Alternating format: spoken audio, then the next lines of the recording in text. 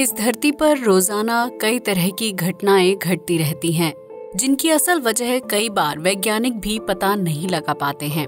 ये घटनाएं एक अनसुलझी पहेली बनकर रह जाती हैं, जिन पर सालों साल तक बहस होती रहती है, लेकिन इसके बावजूद भी वैज्ञानिक किसी नतीजे पर नहीं पहुंच पाते हैं। आज इस वीडियो में हम आपको ऐसी ही कुछ अनसुलझी पहेलियों के बारे में बताने जा रहे हैं, जिनके बारे में जानने के बाद आप भी दांतों तले उंगली दबा लेंगे। एरिया 51। एलियंस की खोज को लेकर दुनिया भर के वैज्ञानिक रिसर्च वर्क कर रहे हैं, जिसमें अभी तक कोई खास कामयाबी नहीं मिल पाई है। वहीं अमेरिका के नेवाडा में एरिया 51 नाम की एक सुनसान जगह है, जिसे अमेरिकी सेना का बेस माना जाता है। इस जगह पर आम लोगों को आने की इजाजत नहीं है, जिसकी वजह से ये एरिया हर वक्त सैनिकों की निगरानी में रहता है। भले ही एरिया 51 को सैन्य बेस के रूप में पहचाना जाता है, लेकिन इस जगह पर कुछ ऐसे राज छिपे हैं जिनके बारे में आम लोगों को कोई जानकारी नहीं है। हालांकि एरिया 51 में काम करने वाले कुछ वैज्ञानिक समय समय पर दुनिया के सामने आते रहे हैं, जिन्होंने इस बात का दावा किया है कि एरिया 51 में एलियंस की खोज को लेकर चोरी छिपे रिसर्च वर्क किया जाता है। इतना ही नहीं, एरिया 51 के आसपास से गुजरने वाले कई लोगों ने यहाँ आसमान में उड़न तश्तरी यानी यूएफओ देखने का दावा किया है, जबकि एक वैज्ञानिक ने बताया था कि एरिया 51 में बनाए गए लैब में एलियंस को पकड़कर उनके ऊपर रिसर्च की जाती है। एरिया 51 में एलियंस की अफवाह को लेकर तब और ज्यादा हवा मिली थी जब 11 सितंबर 1997 में रेडियो होस्ट आर्ट बेल को एक अनजान कॉल आया था। उस वक्त रेडियो पर लाइव प्रोग्राम चल रहा था, लिहाजा कॉल करने वाले शख्स की बातों को अमेरिका के कई लोगों ने सुना था। उस व्यक्ति ने बताया कि वो एरिया 51 में काम करने वाला एक कर्मचारी है और उसकी जान को खतरा है। इतना ही नहीं, उस शख्स ने ये भी कहा कि एरिया 51 में यूएफओ और एलियंस को लेकर बड़ी रिसर्च की जा रही है, जिसकी वजह से धरती पर इंसान का जीवन पूरी तरह से बदल जाएगा। वो आदमी बहुत ज्यादा घबराया हुआ था और इससे पहले कि वो एरिया 51 के बारे में ज्यादा जानकारी दे पाता, उसका कॉल कट हो गया और रेडियो होस्ट दोबारा उस इंसान से संपर्क नहीं कर पाया था। लेकिन 7 महीने बाद उस शख्स ने रेडियो प्रोग्राम के दौरान एक बार फिर आर्ट बेल को कॉल किया और ये बताया कि उसने पहले कॉल के दौरान मजाक किया था और एरिया 51 में एलियन से जुड़ी कोई गतिविधि नहीं हो रही है। वहीं इस कॉल को सुनने वाले लोगों का कहना था कि अगर वो शख्स मजाक कर रहा था तो वो इतनी घबराई हुई आवाज में क्यों बात कर रहा था। आज तक इस बात का पता नहीं चल पाया है कि एरिया 51 से कॉल करने वाला वो शख्स कौन था और उसने 2 अलग अलग बार कॉल करके अपना बयान क्यों बदल दिया था। खैर, इस फोन कॉल की वजह से एरिया 51 से जुड़े कई दूसरे रहस्य भी सामने आए थे, लेकिन उन रहस्यों को आज तक कोई सुलझा नहीं पाया है और एरिया 51 एक अनसुलझी पहेली बनकर रह गया है। Tiny alien skeleton. आपने बॉलीवुड फिल्म कोई मिल गया तो देखी ही होगी, जिसमें दूसरे ग्रह से आने वाला एक एलियन धरती पर ही छूट जाता है और हीरो उसे जादू नाम दे देता है। लेकिन असल जिंदगी में अब तक ऐसा कोई एलियन नहीं खोजा गया है जो दूसरे ग्रह से आया हो और फिर पृथ्वी पर ही छूट गया हो। लेकिन अगर हम आपसे कहें कि इस तरह की घटना इतिहास में घट चुकी है, तो क्या आप हमारी बात पर यकीन करेंगे? दरअसल साल 2003 में चिली के अटाकामा डेजर्ट में वैज्ञानिकों को एक छोटा सा नर कंकाल मिला था, जिसकी लंबाई सिर्फ 6 इंच थी। अटाकामा इलाके में मिले इस कंकाल के शरीर में हड्डियां, 10 पसलियां और कोन के आकार का सिर भी था, जिसे एक सफेद कपड़े में लपेटकर रेगिस्तान में दफन किया गया था। जब वैज्ञानिकों ने इस कंकाल पर रिसर्च की तो पता चलता है कि उसकी उम्र 5 से 6 साल के आसपास थी। आमतौर पर धरती पर पैदा होने वाले इंसान का बच्चा 5 से 6 साल की उम्र में काफी लंबा और हष्ट पुष्ट हो जाता है। वहीं अटाकामा रेगिस्तान से मिला वो छोटा सा कंकाल किसी भी तरह से इंसानी बच्चे का नहीं लग रहा था। ये माना जाने लगा था कि ये कंकाल किसी एलियन के बच्चे का हो सकता है। जो पृथ्वी पर अपने परिजनों के साथ आया था और फिर यहीं छूट गया था। लेकिन साल 2013 में जब डॉक्टर और वैज्ञानिकों की टीम ने लंबे समय तक उस नर कंकाल पर रिसर्च की और उसके डीएनए सैंपल को कलेक्ट किया तो पता चला कि ये कंकाल इंसान के बच्चे का ही है। वैज्ञानिकों की माने तो ये 6 इंच का कंकाल एक बच्ची का था जो म्यूटेशन का शिकार हो गई थी। उस बच्ची की रिसर्च से 40 साल पहले मौत हो चुकी थी, जो कि जन्म के कुछ देर बाद नवजात के रूप में हुई थी। हालांकि नवजात बच्ची का शरीर भी सिर्फ 6 इंच लंबा नहीं होता है, जबकि उस बच्ची के कंकाल की कुल लंबाई सिर्फ 6 इंच ही थी।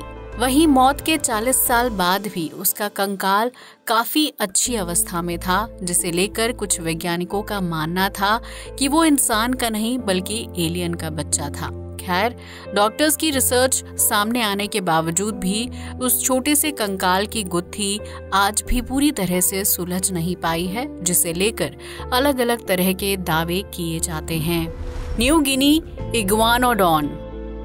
न्यू गिनी के जंगल वन्य जीव प्रेमियों के लिए किसी जन्नत से कम नहीं है, जहां हर साल कई लोग घूमने के लिए जाते हैं। वहीं न्यू गिनी के स्थानीय लोग भी झील से मछली पकड़कर और जंगल से फल फूल इकट्ठा करके अपना जीवन यापन करते हैं, जिसकी वजह से उन्हें हर दूसरे या तीसरे दिन जंगल में जाना पड़ता है। लेकिन न्यू गिनी के जंगलों में कई बार आम लोगों को डायनासोर से मिलता जुलता एक जानवर दिखाई देता है, जिसकी अब तक पहचान नहीं की गई है।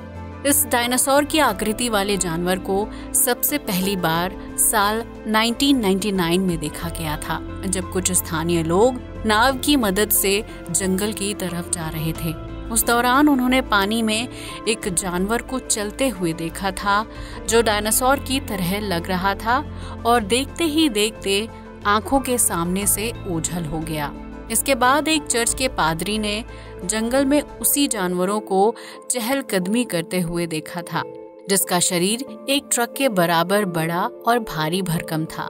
इतना ही नहीं, पादरी ने बताया कि वो जानवर अपने दोनों पैरों पर खड़ा होकर पेड़ के पत्ते खाता है, जबकि उसके दांतों की लंबाई इंसान के हाथों की उंगलियों के बराबर थी। हालांकि उस वक्त पादरी और स्थानीय लोगों की बातों पर किसी ने गौर नहीं किया और डायनासोर की आकृति वाला जानवर महज एक भ्रम बनकर रह गया था, जिसके बाद कुछ सालों तक वो जानवर किसी को नजर नहीं आया। लेकिन 5 साल बाद न्यू गिनी के पूर्वी हिस्से में राबॉल गांव में डायनासोर की आकृति वाले जानवर को देखा गया था, जिसकी शारीरिक लंबाई 3 मीटर और त्वचा का रंग ग्रे था। वहीं उस जानवर के लंबे पैर, नुकीले दांत और मगरमच्छ जैसी लंबी पूंछ भी थी, जिसके बाद न्यू गिनी सरकार ने उस इलाके में अज्ञात जानवर की खोज के लिए एक सर्च टीम को भेजा था। हालांकि जंगल में काफी दिनों तक सर्च ऑपरेशन चलाने के बाद भी पुलिस को ऐसा कोई जानवर नहीं मिला था, जिसके बाद उस जानवर की तलाश को बीच में ही रोक दिया गया था। वहीं स्थानीय लोगों का कहना था कि पुलिस को वो जानवर मिल गया है, जिसे वो गोपनीय तरीके से किसी दूसरी जगह पर ले गए हैं, जहां उसके ऊपर रिसर्च की जाएगी। स्थानीय लोगों ने उस जानवर का जो हुलिया बताया था, वो काफी हद तक इग्वानोडॉन नाम के डायनासोर की प्रजाति से मिलता जुलता था।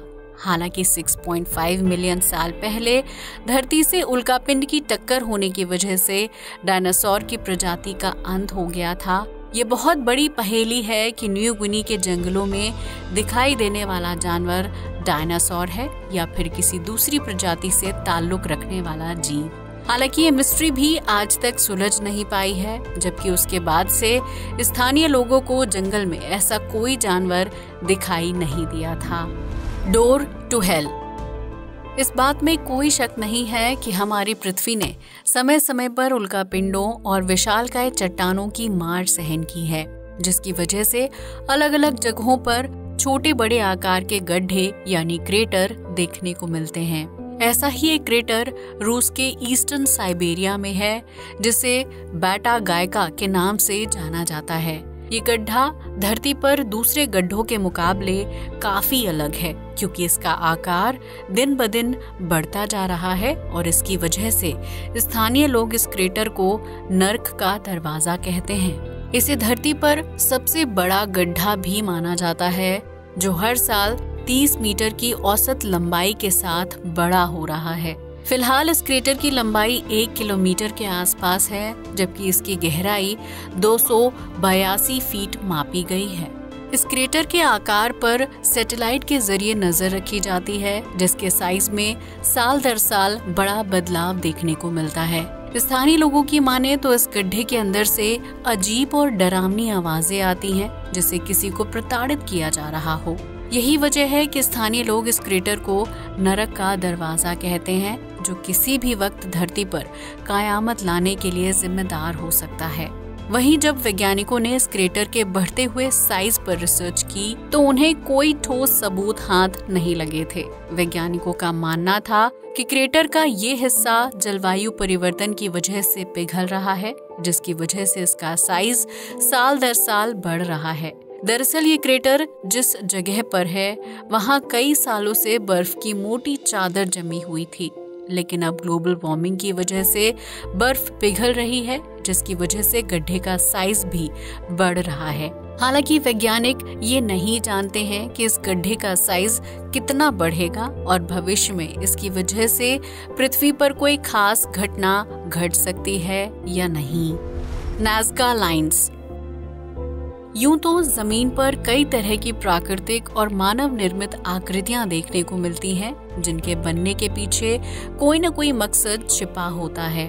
लेकिन साल 1920 में पेरू की जमीन पर कुछ ऐसी आकृतियां दिखाई दी थीं, जिसने स्थानीय लोगों के होश उड़ा दिए थे।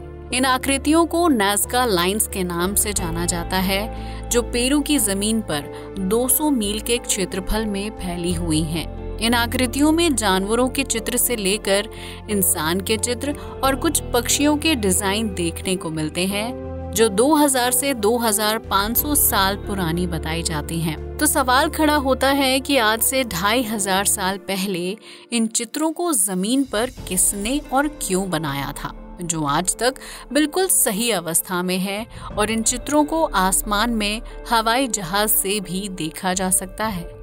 हालांकि पेरू में इन डिजाइन को लेकर कुछ लोगों का मानना है कि इन चित्रों को किसी इंसान ने नहीं बल्कि एलियंस ने बनाया है, जो समय समय पर धरती में आते रहते हैं। उस दौर में पेरू एलियंस की यूएफओ की लैंडिंग के लिए सबसे बेहतरीन और सुनसान जगह थी, जिसकी वजह से जमीन पर इस तरह के डिजाइन बन जाते थे। वहीं पेरू के लोग एलियंस को भगवान का दर्जा देते थे, जिसकी वजह से इन लैंडिंग पैड्स पर यूएफओ को उतरने में आसानी होती थी।